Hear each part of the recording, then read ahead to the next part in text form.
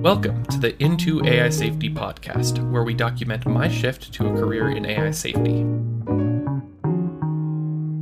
This show aims to serve as a mentorship proxy for those getting into the field, and a mentorship amplifier for our guests and myself. As always, I am your host, Jacob Haynes.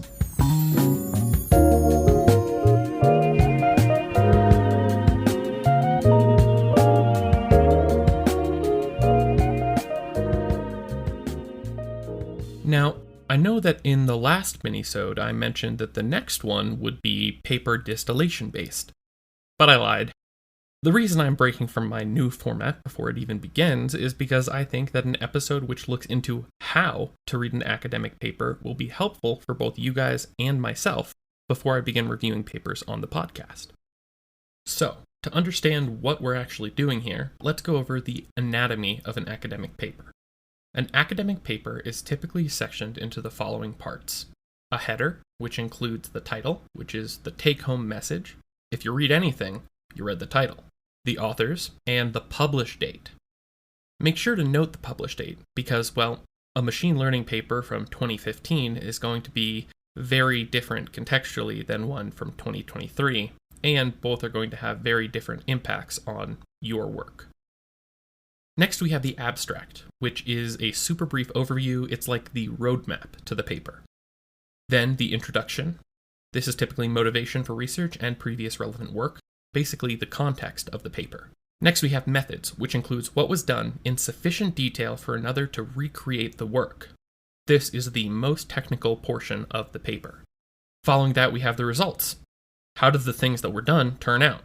These are the objective values. Then we have the discussion. What do the results mean in the context of other relevant work? Why is this work meaningful? Some papers also have a conclusion or a future work section, which is a summary of the implications and possible future directions for study.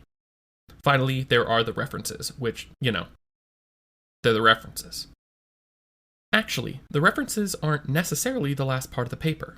There are sometimes supplemental materials or appendices.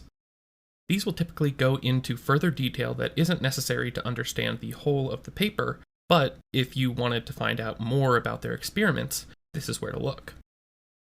Alright, so with the understanding of the academic paper under our belts, let's move on to what people actually say about how to read papers, because there is a lot of differing opinions.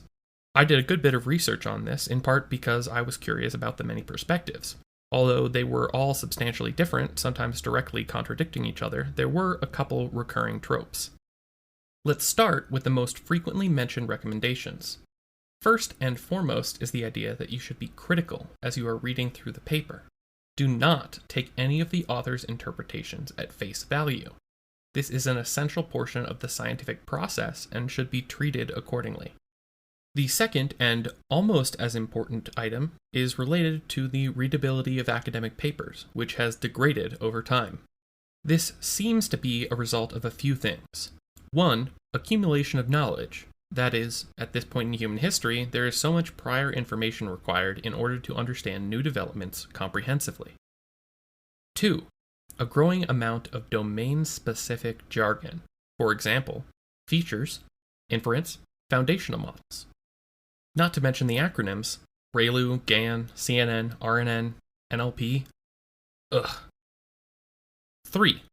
Stylistic shift towards those that are favored by journals, often preferential towards keywords.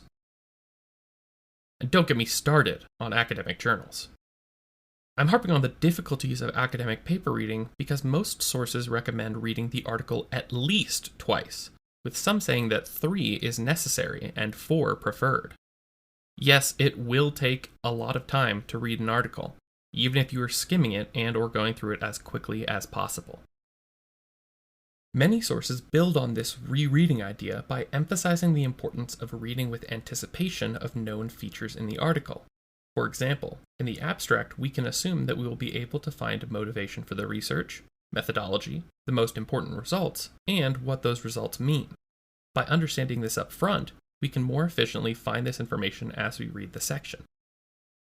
Another common recommendation that builds on rereading is the idea of summarizing in 1 to 2 sentences after your first read.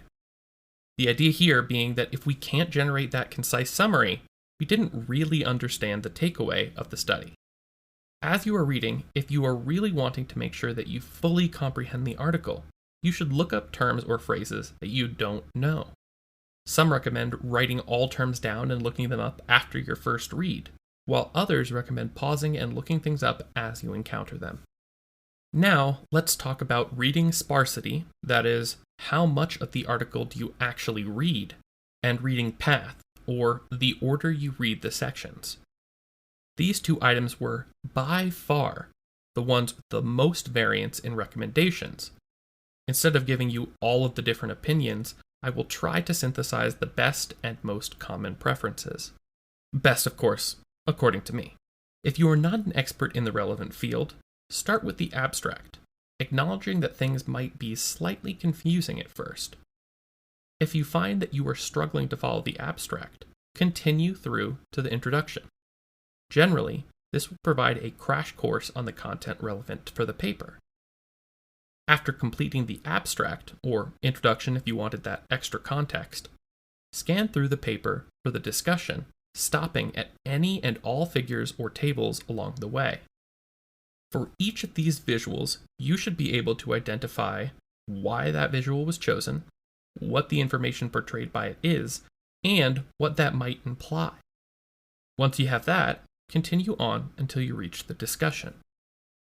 Starting at this point, we want to read recursively for visuals, meaning that as the visuals are brought up in the text, we will refer back to them and verify our understanding. After finishing the discussion, you have a choice to make. Is this paper worth investigating further?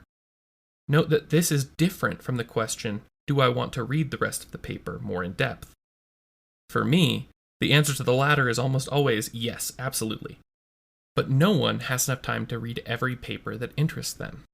If you do decide that further engaging with this paper is going to be valuable, return to the beginning of the paper and read from the introduction.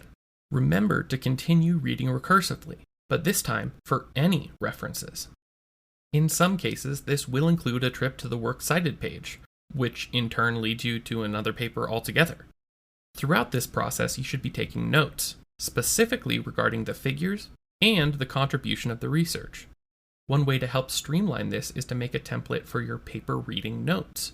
This helps you make sure that you don't miss any important items and speeds up the note-taking process. As a final thought, it is also important to understand why you are reading the paper in the first place. In an editorial published in PLOS Computational Biology in 2020, Carey et al. Provide 5 specific scenarios that readers are likely to be in, which in turn influences priorities to emphasize when reading. This article in particular was one of the better, more thorough resources that I was able to find, and it will absolutely be included in the show notes along with my other sources. Alright, now that we have mastered the art of reading an academic paper, I suppose my job's done.